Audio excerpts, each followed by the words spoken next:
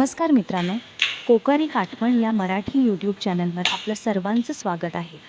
आज आपण पाहणार आहोत फणसाची भाजी बनवण्याची कोकणातील साधी, सरळ आणि सोपी पद्धत. चला तर पाहूया फणसाची भाजी. सर्वप्रथम आपण तेल गरम करून त्यामध्ये मोहरी, जिरे, हिंग, हळद आणि मसाला घालून फोडणी दिली आहे. नंतर त्यामध्ये बारीक चिरून तयार केलेली गरे मिक्स करून घेणार आहोत.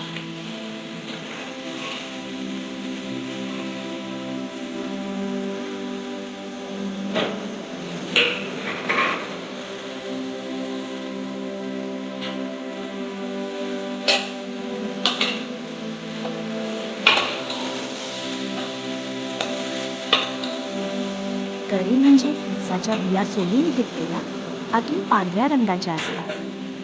बिया म्हणजे फणसातील अखंड बिया, काही वेळा त्या फोडूनही वापरतात. या दोन्ही घटकांचा उपयोग एकत्र करून कोरडी किंवा रसदार भाजी बनवतात. या भाजीमध्ये सहसा हळद, तिखट, मीठ, हिंग, गोडा मसाला आणि ओलं खोबरं वापरलं जातं. फोडणी मोहरी व जिऱ्याची दिली जाते. ही भाजी भाकरी, पोळी किंवा वरण भाताबरोबर खाल्ली जाते.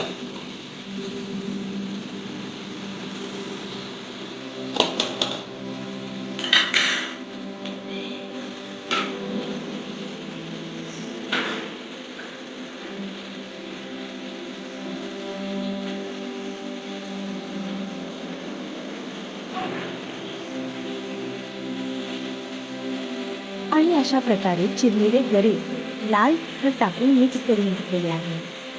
आणि भाजीला पण मस्त असा लालसर असा कलर आलेला आहे.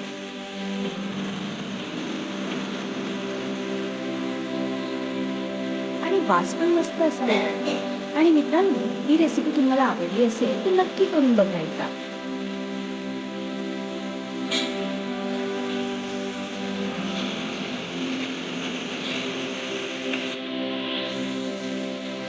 शिल्लक राहिलेली पोळी भाजी मी अजून त्यामध्ये मिक्स करत आहे.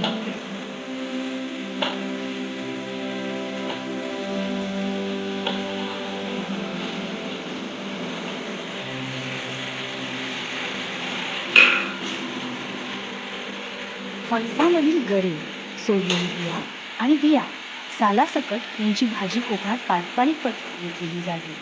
ही भाजी प्रथिनयुक्त, चविष्ट आणि पचायला हलकी असते.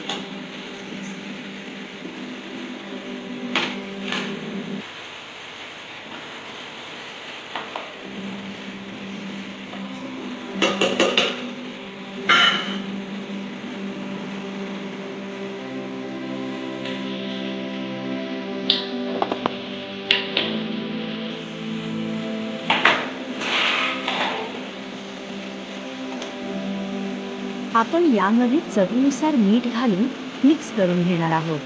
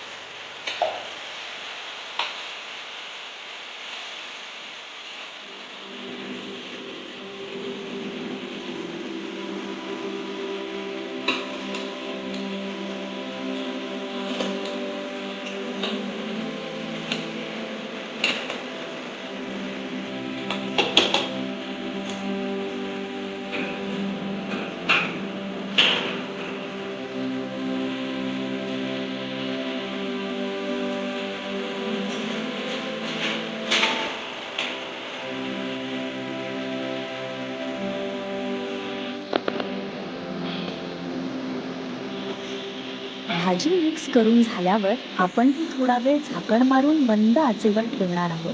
त्यामुळे भाजी मस्त शिजलेली पाहायला मिळणार आहे.